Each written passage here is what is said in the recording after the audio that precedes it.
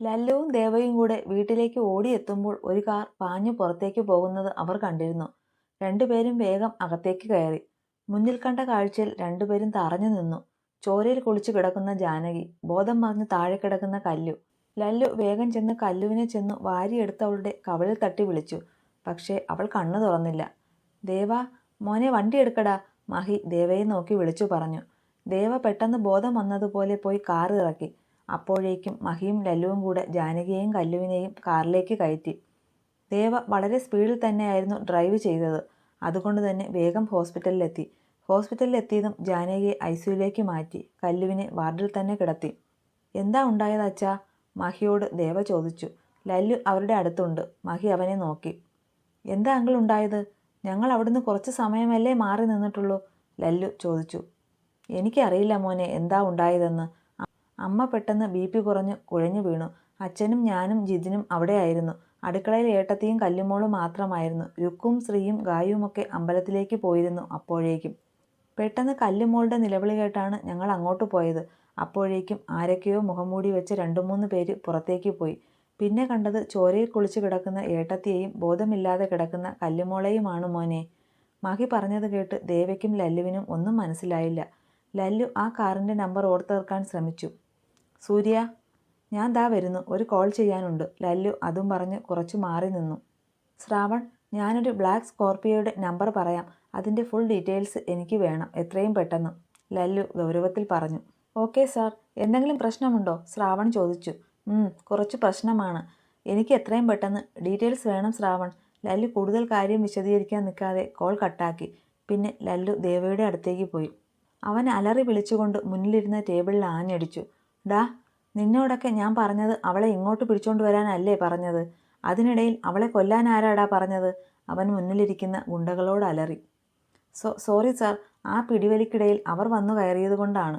അല്ലെങ്കിൽ എങ്ങനെയെങ്കിലും അവളെ ഞങ്ങൾ... അതിൽ ഒരുത്തൻ തലകുനിച്ചു പറഞ്ഞു. നിന്നോടൊക്കെ ചെയ്യാൻ പറഞ്ഞത് ഒന്ന്, ചെയ്യുന്നത് മറ്റൊന്ന്. അവൾ മരിച്ചു എന്നുറപ്പാണോ?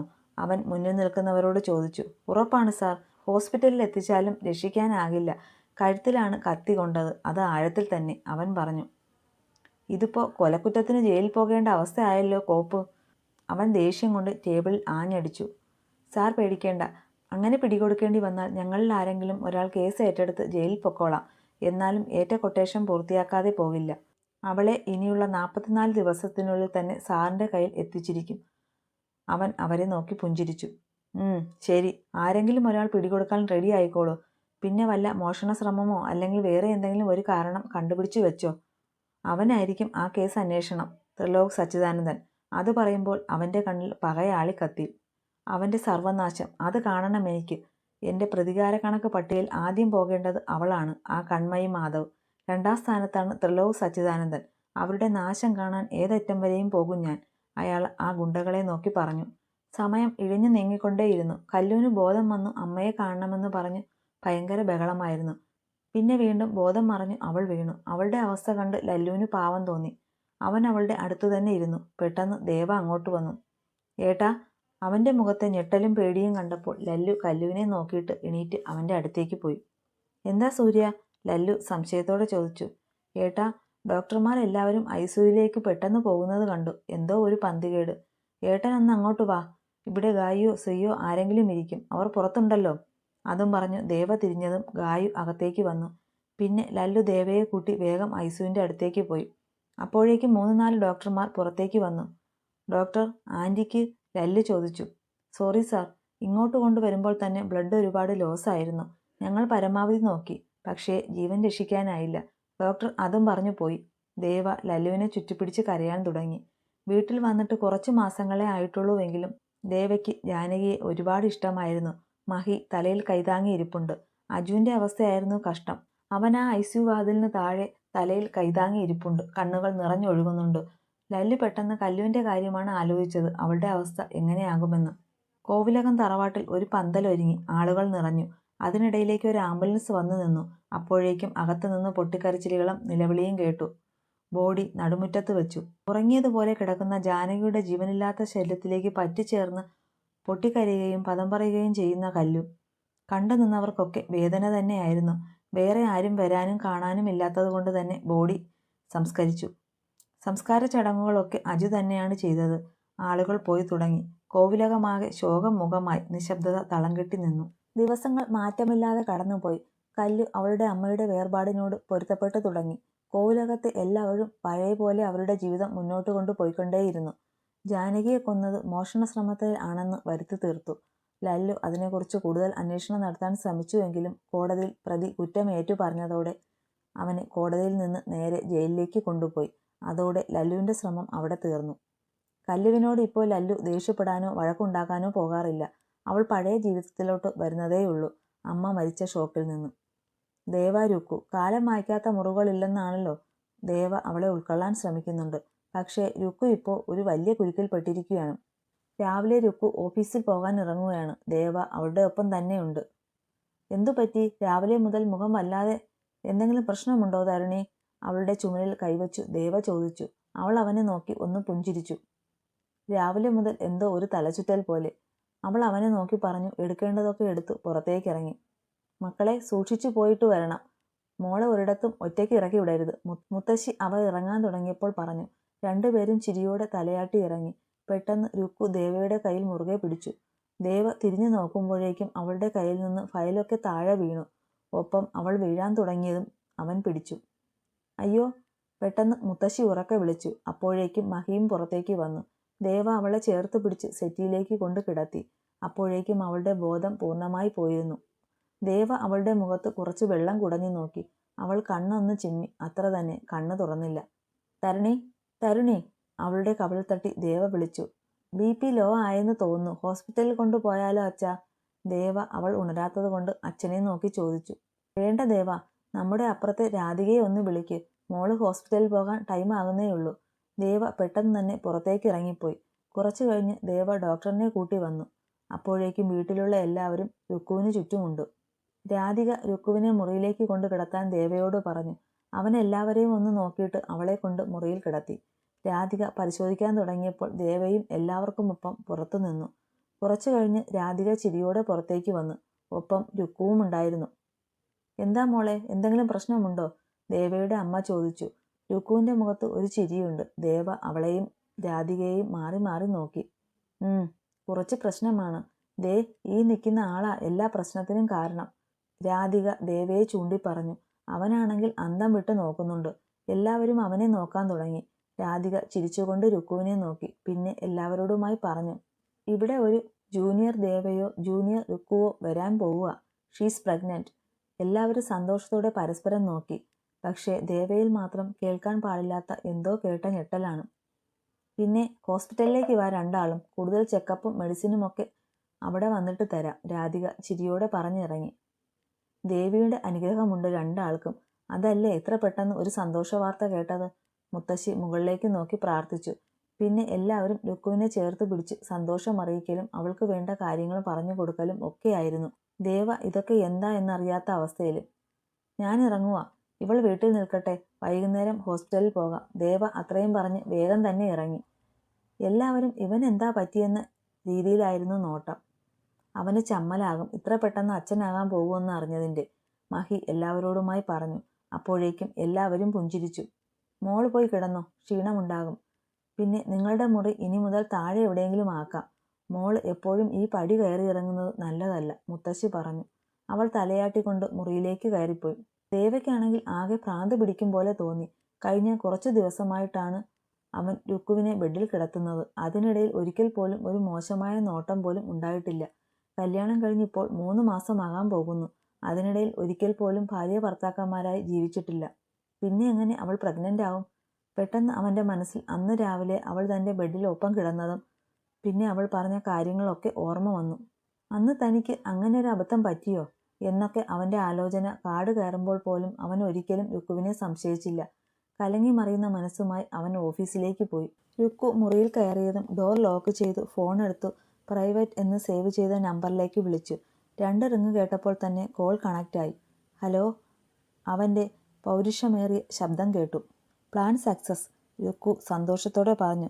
നീ ഹാപ്പി ആയില്ലേ? അവൻ കണ്ണുകൾ അടച്ച് ചെയറിലേക്ക് ഒന്നുകൂടെ അമർന്നിരുന്ന് ചോദിച്ചു. ഒരുപാട്. ഇനി ദേവേട്ടൻ എന്നെ വിട്ടു പോകില്ല. ഇപ്പോൾ തന്നെ എന്നോട് കുറച്ച് സ്നേഹമൊക്കെ ഉണ്ട്. അതിൻ്റെ കൂടെ ഒരു കുഞ്ഞു കൂടെ വരുന്നു അറിഞ്ഞാൽ പിന്നെ പറയണ്ടല്ലോ. അതുകൊണ്ട് ഞാൻ ഹാപ്പിയാണ് ഒരുപാട് രുക്കു ചിരിയോടെ പറഞ്ഞു. അത് മതി. അല്ല, നമ്മൾ എപ്പോഴാ കാണുന്നേ? അവൻ ചിരിയോടെയാണ് ചോദിച്ചത്. ഇപ്പോൾ തൽക്കാലം എനിക്ക് പുറത്തിറങ്ങാൻ പറ്റില്ല. ഒരു 2 ദിവസം കഴിഞ്ഞു കാണാം. ഇതുവരെ നേരിൽ കാണാതെ ഒരു പരിചയവുമില്ലാത്ത എന്നെ ഇങ്ങനെ സഹായിക്കുന്ന ആളിനെ കാണാൻ എനിക്കും ആഗ്രഹവുമുണ്ട്, രുക്കു പറഞ്ഞു. അവൻ അമർത്തി ഒന്ന് മൂളി. ഞാനൊരു കാര്യം ചോദിക്കട്ടെ? എന്നെ ഇങ്ങനെ സഹായിക്കുന്നതിന് പിന്നിൽ എന്തെങ്കിലും ലക്ഷ്യമുണ്ടോ? അതോ എന്നെ വെറുതെ സഹായിച്ചതാണോ? രുക്കുവിൻ്റെ ചോദ്യം കേട്ട് മറുവശത്ത് നിന്ന് പൊട്ടിച്ചിരി ഉയർന്നു. എനിക്കൊരു ലക്ഷ്യമുണ്ട്. അതൊക്കെ നേരിൽ കാണുമ്പോൾ പറയാം. നിനക്കെന്നെ അറിയാം. നീ എന്നെ കണ്ടിട്ടുണ്ടാകും പലപ്പോഴും, അവൻ പറഞ്ഞു. എന്തു തന്നെ ആയാലും എന്നെക്കൊണ്ടാകുന്ന സഹായങ്ങൾ എന്ത് കാര്യത്തിൽ വേണേലും ഞാൻ നൽകും.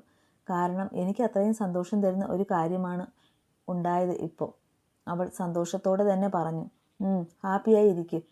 ശരിയപ്പോൾ, അവൻ അതും പറഞ്ഞ് കോൾ കട്ടാക്കി പുഞ്ചിരിച്ചു. നിന്റെ ഇപ്പോൾ ഉള്ള സന്തോഷം അത് എന്നേക്കുമുള്ള ദുഃഖത്തിൻ്റെ തുടക്കമാണ് തരുണി. നിന്റെ ജീവിതം, നിന്റെ ജീവൻ, ഇതൊക്കെ വാങ്ങാൻ അവൻ ആ സൂര്യദേവ് എൻ്റെ മുന്നിൽ വരുത്തും ഞാൻ. അവൻ അതും പറഞ്ഞ് ഉറക്കെ ചിരിക്കാൻ തുടങ്ങി. എല്ലാവർക്കും ഒന്ന് മോളെ പോയി കാണേണ്ടേ ലല്ലു? ലല്ലു കല്ലുവിനെ ചിലപ്പോൾ കോളേജിൽ ഡ്രോപ്പ് ചെയ്തിട്ടാണ് പോകുന്നത്. അങ്ങനെ ഇന്ന് അവളെ ആക്കിയിട്ട് ലേറ്റായി ഓഫീസിൽ പോകാമെന്ന് കരുതി നിൽക്കുമ്പോഴാണ് രാവിലെ തന്നെ കോവിലകത്ത് നിന്ന് രുക്കുവിൻ്റെ വിവരം വിളിച്ചു പറഞ്ഞത്. പോണം. വൈകുന്നേരം വന്നിട്ട് എല്ലാവർക്കും കൂടെ പോകാം. അല്ലെങ്കിൽ നിങ്ങൾ രാവിലെ പൊയ്ക്കോ, ഞാനും ഇവളും വൈകുന്നേരം അങ്ങോട്ട് വന്നോളാം, ലല്ലു കല്ലുവിനെ നോക്കി പറഞ്ഞു. മുത്തശ്ശൻ സച്ചിയെ നോക്കി. എന്നാ പിന്നെ നിങ്ങൾ വൈകുന്നേരം ഒരുമിച്ച് വന്നാൽ മതി, ഞങ്ങൾ പോകാം. അല്ലെങ്കിൽ അവർ തന്നെ കരുതില്ലേ രാവിലെ വിവരം വിളിച്ച് പറഞ്ഞിട്ട് വന്നില്ലെന്ന്, മുത്തശ്ശൻ തന്നെ പറഞ്ഞു. എല്ലാവരും അത് ശരിവെച്ചു. കല്ലുവും ലല്ലുവും ഇറങ്ങി. വൈകുന്നേരം നീ കോളേജിൻ്റെ മുന്നിൽ നിന്നാൽ മതി, ഞാൻ വൈകുന്നേരം നേരത്തെ ഇറങ്ങാം, ലല്ലു പറഞ്ഞു. അവളൊന്ന് മൂളുക മാത്രം ചെയ്തു. പിന്നെ പുറത്തേക്ക് നോക്കിയിരുന്നു. ലല്ലുവും അവളോട് സംസാരിക്കാൻ പോയില്ല. പിന്നെ കോളേജിന് മുന്നിൽ അവളെ ഇറക്കി അവൾ അവനോട് യാത്ര പോലും പറയാതെ ഇറങ്ങിപ്പോയി. അവൻ അവളെ ഒന്ന് നോക്കി കാറെടുത്ത് പോകാൻ തുടങ്ങുമ്പോഴാണ് അവളുടെ ഫോണും പേഴ്സും സീറ്റിനു താഴെ കിടക്കുന്നത് കണ്ടത്. ലല്ലു കാർ സൈഡിൽ ഒതുക്കി പേഴ്സും ഫോണും എടുത്ത് പുറത്തേക്ക് ഇറങ്ങി. കല്ലു ആരെയും ശ്രദ്ധിക്കാതെ നടന്നു പോകുന്നുണ്ട്. അവനെ പോലീസ് വേഷത്തിൽ കണ്ട് പിള്ളേരെല്ലാം അമ്പരന്ന് നോക്കുന്നുണ്ട്. ലല്ലു പക്ഷേ ശ്രദ്ധിക്കുന്നത് അവൻ്റെ മുന്നേ നടന്നു പോകുന്ന കല്ലുവിനെയാണ്. ഇനിയും വിളിച്ചില്ലെങ്കിൽ ഇതും കൊണ്ട് അവളുടെ ക്ലാസ് വരെ പോകേണ്ടി വരുമെന്ന് മനസ്സിലായ ലല്ലു അവളെ വിളിച്ചു. കല്ലു. ലല്ലുവിൻ്റെ വിളി കേട്ടതും പിടിച്ചു കെട്ടിയതുപോലെ കല്ലു നിന്നു. കാരണം ആദ്യമായിട്ടാണ് അവൻ അവളെ കല്ലൂന്ന് വിളിക്കുന്നത്. എപ്പോഴും കൺമയി എന്നേ വിളിക്കാറുള്ളൂ. ഡോ. അവനെ തന്നെ കണ്ണെടുക്കാതെ നോക്കി നിൽക്കുന്നത് കണ്ട് അവൻ വിരൽ ഞൊടിച്ചു. ആ, എന്താ? എന്തിനാ ഇങ്ങോട്ട് വന്നത്? ദാ ഇത് തരാൻ. താൻ രാവിലെ മുതൽ ഇവിടെ എങ്ങുമല്ല. എന്തെങ്കിലും ചോദിച്ചാൽ ഒന്നും പറയുകയുമില്ല, അവളുടെ കയ്യിൽ കൊടുത്തുകൊണ്ട് പറഞ്ഞു. അതേ, വൈകുന്നേരം വിളിക്കാൻ വരണ്ട, ഞാൻ ബസ്സിൽ വന്നോളാം. ലല്ലു അവളെ സൂക്ഷിച്ചൊന്നു നോക്കി. തനിക്കെന്തെങ്കിലും പ്രശ്നമുണ്ടോ? അവൻ വീണ്ടും ചോദിച്ചു. ഏയ് ഇല്ല, ഞാൻ ക്ലാസ്സിൽ പൊയ്ക്കോട്ടെ? കല്ലു പെട്ടെന്ന് ചോദിച്ചു അവനോട്. പൊയ്ക്കോ. അവനെ ഒന്നുകൂടെ നോക്കിയിട്ട് അവൾ വേഗം ക്ലാസ്സിലേക്ക് പോയി. ലല്ലു അവൾ പോയ വഴിയെ ഒന്ന് നോക്കി. എന്തോ പറ്റിയിട്ടുണ്ട് ഇവൾക്ക്, അല്ലാതെ ഇങ്ങനെയൊന്നും സംഭവിക്കില്ല. അവൻ സ്വയം പറഞ്ഞു തിരിഞ്ഞതും ആദിയും ദേവും അവൻ്റെ അടുത്തേക്ക് ചിരിയോടെ എത്തിയിരുന്നു. ഏട്ടൻ എന്താ ഈ വേഷത്തിൽ? ഇവിടെ കള്ളനെ പിടിക്കാനാണോ? ആദി തമാശ രൂപേണ ചോദിച്ചു. ലല്ലു അവളെ നോക്കി നന്നായി ഒന്ന് പുഞ്ചിരിച്ചു. ഇവിടെ ചില കള്ളികളുണ്ട്, പിടിക്കാൻ വന്നതാ. അയാൾ ഫോണും പേഴ്സും കാറിൽ ഇട്ടിട്ടാണ് വന്നത്. അത് കൊടുക്കാനാണ് ഞാൻ ഇങ്ങോട്ട് വന്നത് മാഡം, അവൻ പറഞ്ഞു. ശരി ഏട്ടാ, ഞങ്ങൾ പോട്ടെ, ദേവു ചിരിയോടെ പറഞ്ഞു. ശരി, പൊയ്ക്കോ. ലല്ലു അവരോട് യാത്ര പറഞ്ഞു നേരെ ഓഫീസിലേക്ക് പോയി. കല്ലു എന്തോ ആലോചിച്ചിരിപ്പാണ്. ദേവുവും ആദിയും അടുത്ത് വന്നിരുന്നിട്ട് പോലും അവൾ അറിഞ്ഞിട്ടില്ല. ഡീ. ദേവുവിൻ്റെ വിളി കേട്ട് കല്ലു പെട്ടെന്ന് ഞെട്ടിപ്പോയി. എന്താടി? കല്ലു ദേഷ്യത്തിൽ ചോദിച്ചതും രുദ്രൻ ക്ലാസ്സിലെത്തിയതും ഒരുമിച്ചായിരുന്നു. പിന്നെ മൂന്നും ഒന്നും മിണ്ടാതെ ക്ലാസ്സിൽ ശ്രദ്ധിച്ചു. ഇന്റർവെല്ലായപ്പോൾ കല്ലു എന്തോ ആലോചിച്ചിരിപ്പാണ്. ദേവുവും ആദിയും പിന്നെ അവളെ ശല്യം ചെയ്യാൻ പോയില്ല. പിന്നെയുള്ള പീരീഡ്സൊക്കെ സാറുള്ളത് കൊണ്ട് തന്നെ അവളോടൊന്നും ചോദിക്കാനും പറ്റിയില്ല. പിന്നെ ബ്രേക്ക് ടൈം ആദിക്കെന്തോ ബുക്ക് എടുക്കാനായിട്ട് അവർ ലൈബ്രറിയിൽ കൂടെ പോയതുകൊണ്ട് കല്ലുവിനോട് ഒന്നും മിണ്ടാൻ പറ്റിയില്ല. ലഞ്ച് ബ്രേക്ക് കഴിഞ്ഞ് മൂന്നും കൂടെ ഇരിക്കുമ്പോഴാണ് കല്ലുവിൻ്റെ ഫോൺ റിങ് ചെയ്യാൻ തുടങ്ങിയത്. എന്താ മാലു ഈ നേരത്ത്? ഫോൺ എടുത്ത പാടെ കല്ലു ചോദിച്ചു. ചേട്ടത്തി, ഞങ്ങളിങ്ങ് കോവിലകത്തെത്തി. നിങ്ങൾ രണ്ടും ഇങ്ങ് വരുമല്ലോ നേരെ? അതോ വീട്ടിൽ പോയിട്ടേ വരത്തുള്ള? ഞങ്ങൾ വീട്ടിൽ പോയിട്ട് വരാടാ. അപ്പോഴേക്കും ദേവേട്ടനും എത്തുമല്ലോ. പിന്നെ കൂടുതലൊന്നും പറയാതെ കോൾ കട്ടാക്കി. എവിടെ പോകുന്ന കാര്യമാ കല്ലു? ദേവു ചോദിച്ചു. എൻ്റെ വീട്ടിൽ, കല്ലു പറഞ്ഞു. അവിടെ എന്താ വിശേഷം? രുക്കു പ്രഗ്നൻ്റ് ആണ്. ഇന്ന് രാവിലെ തലചുറ്റി വീണു. പിന്നെ ഡോക്ടർ വന്ന് നോക്കി കൺഫേം ചെയ്തു. ആദിയും ദേവുവും പരസ്പരം നോക്കി. ഇത്ര പെട്ടെന്ന്? കല്യാണം കഴിഞ്ഞിട്ട് ഇപ്പോൾ 3 മാസമായോ? ആദി പെട്ടെന്ന് തന്നെ ചോദിച്ചു പോയി. കല്ലു അവളെ തറപ്പിച്ചു നോക്കി. പെട്ടെന്നായാലും പതിയായാലും ലോകത്ത് നടക്കാത്ത കാര്യമൊന്നുമല്ലല്ലോ. എന്തായാലും നീ വലിച്ചെറിഞ്ഞത് രുക്കു പൊന്നുപോലെ പൊതിഞ്ഞു പിടിച്ചിട്ടുണ്ട്, അത് ഉറപ്പാ. ആദിയെ പുച്ഛച്ചിരിയോടെ നോക്കി പറഞ്ഞു. കല്ലു, സൂക്ഷിച്ച് സംസാരിക്കണം. ഞാൻ ദേവേട്ടനെ വലിച്ചെറിഞ്ഞതല്ല. സാഹചര്യം കൊണ്ട് അങ്ങനെ ചെയ്യേണ്ടി വന്നു, ആദി ദേഷ്യത്തിൽ പറഞ്ഞു. എന്ത് സാഹചര്യം? സ്നേഹിച്ച പുരുഷനെ വേണ്ടെന്ന് വെക്കാൻ മാത്രം എന്ത് സാഹചര്യം നിനക്ക് വന്നത്? കല്ലു ആദിയോട് തട്ടിക്കയറി. അത് നിന്നോട് പറഞ്ഞിട്ട് വലിയ കാര്യമില്ല, പ്രത്യേകിച്ച് ഇനി. ആദി അതും പറഞ്ഞ് എണീറ്റ് പോകാൻ തുടങ്ങിയതും കല്ലു അവളുടെ കയ്യിൽ കയറി പിടിച്ചു. നീ കാര്യം പറഞ്ഞിട്ട് പോയാൽ മതി. കല്ലുവിന് വാശിയായി. പെട്ടെന്ന് ദേവു കല്ലുവിന്റെ കൈയെടുത്തു മാറ്റി. നിനക്കറിയേണ്ടത് ഞാൻ പറഞ്ഞു തരാം, നീ അവളെ വിട്ടേക്ക്. ദേവു കുറച്ച് ദേഷ്യത്തിലാണ് പറഞ്ഞത്. ദേവു, വേണ്ട, ആദി പറഞ്ഞു. എന്ത് വേണ്ടെന്ന്? ഇവൾക്ക് ഇപ്പോഴും നിന്നെ വിശ്വാസമില്ല. ഇത്രയും വർഷം കൂടെ നടന്ന നീ പറയുന്നത് കേൾക്കാൻ അവൾക്ക് മനസ്സില്ല. ഇപ്പോൾ അതൊക്കെ ആയി വന്നതല്ലേ, അവളെല്ലാം അറിയട്ടെ. നീ കുറെ വേദനിച്ചതല്ലേ, ഇനി അവളും വേദനിക്കട്ടെ. ദേവു ദേഷ്യത്തിൽ ആദിയെ നോക്കി പറഞ്ഞു. പിന്നെ കല്ലുവിന്റെ നേർക്ക് തിരിഞ്ഞു. നിനക്കെന്താ അറിയേണ്ടത്? ഇവളെന്തിനാ ദേവേട്ടനെ വേണ്ടെന്ന് വെച്ചത് അല്ലേ? അല്ലെങ്കിൽ നിന്റെ ഭാഷയിൽ ഉപേക്ഷിച്ചത്, അല്ലെങ്കിൽ തേച്ചത്? ദേവു പുച്ഛത്തോടെ കല്ലുവിനെ നോക്കി ചോദിച്ചു. അതെ, എനിക്ക് അത് തന്നെയാണ് അറിയേണ്ടത്. കല്ലുവും വാശിയിലായിരുന്നു. എന്നാ കേട്ടോ, നീയും നിന്റെ ഭ്രാന്ത് പിടിച്ച ഒരുത്തിയുണ്ടല്ലോ രുക്കു, നീയൊക്കെ രണ്ടും ചാകാതിരിക്കാൻ. നിന്റെയൊക്കെ രണ്ടിന്റെയും ഇഷ്ടം നടക്കാൻ വേണ്ടി ഇവളുടെ പ്രണയം വേണ്ടെന്ന് വെച്ചു. പിന്നെ നീ പറഞ്ഞത് നിന്റെ ചേട്ടനെ ചതിച്ചുവെന്ന്. നിന്റെ ചേട്ടനും ഇവളും ഒരുമിച്ചാണ് തീരുമാനമെടുത്തത്. ഇഷ്ടമില്ലാതെ നിന്റെ കഴുത്തിൽ താലി ചാർത്താൻ സ്നേഹസമ്പന്നനായ ത്രിലോക് സാർ സമ്മതിച്ചത് അയാൾ വെച്ച ഡിമാൻഡ് ദേവേട്ടൻ സമ്മതിച്ചതുകൊണ്ട് മാത്രമാണ്. കല്ലു ഞെട്ടി അവളെ നോക്കി നിൽപ്പാണ്. എന്ത് ഡിമാൻഡ്? കല്ലുവിന്റെ സ്വരം ഇടറി. ചാകാൻ കിടന്ന തരുണി തമ്പുരാട്ടിയെ ദേവേട്ടൻ വിവാഹം കഴിച്ചാൽ ചാകാൻ തുള്ളിക്കൊണ്ട് അങ്ങേരെ കെട്ടുമെന്ന് വാശി പിടിച്ചു നിന്നെ അയാൾ കെട്ടിക്കോളാമെന്ന്. അങ്ങനെ അവർക്കിടയിൽ ഡിമാൻഡ് തരുണി തമ്പുരാട്ടി ഇവളെ വന്നു കണ്ടു അവതരിപ്പിച്ചു. ഇവൾ കാരണം രണ്ടുപേരും ചാകണ്ടെന്ന് പറഞ്ഞ് ഇവളെ സ്വയം കൊന്നുകൊണ്ട് ഇവളുടെ ഇഷ്ടം വേണ്ടെന്ന് വെച്ചു. നിങ്ങൾ സന്തോഷത്തോടെ ജീവിക്കാൻ, ചാകാതിരിക്കാൻ. എന്നിട്ടും പഴി മുഴുവൻ ഇവൾക്ക്. നിങ്ങളൊക്കെ നല്ല ആൾക്കാർ. ഇനി ഒരു കണക്കിന് അന്ന് വിഷം കുടിച്ച് ചത്തുപോയിരുന്നുവെങ്കിൽ ഇവൾ ഇത്രയും വേദന അനുഭവിക്കേണ്ടി വരില്ലായിരുന്നു. വാശി പിടിച്ച് എല്ലാം നീയും അവളും നേടി, എന്നിട്ട് നഷ്ടവും പഴിയും ഈ പാവത്തിന്. ഇനി നീ ഇവളെ എന്തെങ്കിലും പറഞ്ഞ് വേദനിപ്പിച്ചാൽ ഇത്രയും വർഷത്തെ സൗഹൃദം ഞാൻ വേണ്ടെന്ന് വെക്കും. പിന്നെ നീ ഇവിടെ ശരിക്കും ഒറ്റപ്പെട്ട് തന്നെ നടക്കും. ദേവു ദേഷ്യത്തിൽ അത്രയും പറഞ്ഞു ആദിയെ പിടിച്ചു വലിച്ചു ക്ലാസ്സിലേക്ക് പോയി. കല്ലു ആകെ ഞെട്ടി നിൽക്കുവാണ്. അവൾക്ക് കരയാൻ തോന്നുന്നു, പക്ഷേ പറ്റുന്നില്ല. സ്വയം താൻ ഒരു മണ്ടിയായിപ്പോയി എന്നവൾക്ക് തോന്നി. എല്ലാവരും കൂടെ തന്നെ പറ്റിച്ചു. തൻ്റെ പിടിവാശിക്ക് മുന്നിൽ അവർ അവരുടെ ജീവിതം വേണ്ടെന്ന് വെച്ചു. അവളുടെ അവസ്ഥ അവൾക്ക് തന്നെ അറിയാതെ പോയി. കുറച്ചു സമയം അങ്ങനെ തന്നെ അവിടെ ഇരുന്നു. പിന്നെ എന്തോ ഉറപ്പിച്ചതുപോലെ എണീറ്റ് ക്ലാസ്സിലേക്ക് പോയി ബാഗുമെടുത്ത് കോളേജിൽ നിന്ന് പുറത്തേക്കിറങ്ങി ബസ് സ്റ്റോപ്പ് ലക്ഷ്യമാക്കി നടന്നു. അപ്പോഴേക്കും കണ്ണുകൾ നിറഞ്ഞൊഴുകിയിരുന്നു. ആദ്യം പറഞ്ഞ വാക്കുകൾ, അവളുടെ അവസ്ഥ, തൻ്റെ ആരുടെയൊക്കെയോ കണ്ണീർ വീണതാണെന്ന് അവളെ വേദനിപ്പിച്ചു. കല്ലു കണ്ണു തുടച്ചു മുന്നോട്ട് നോക്കിയതും ആരോ തന്നെ പിടിച്ചു വലിച്ചതും ഒരുമിച്ചായിരുന്നു. പെട്ടെന്ന് തന്നെ അയാൾ കാറിലേക്ക് വലിച്ചു കയറ്റി. കല്ലു എന്താ സംഭവിച്ചതെന്ന് മനസ്സിലാക്കും മുന്നേ ആ കാർ അവളെയും കൊണ്ട് മുന്നോട്ട് കുതിച്ചു.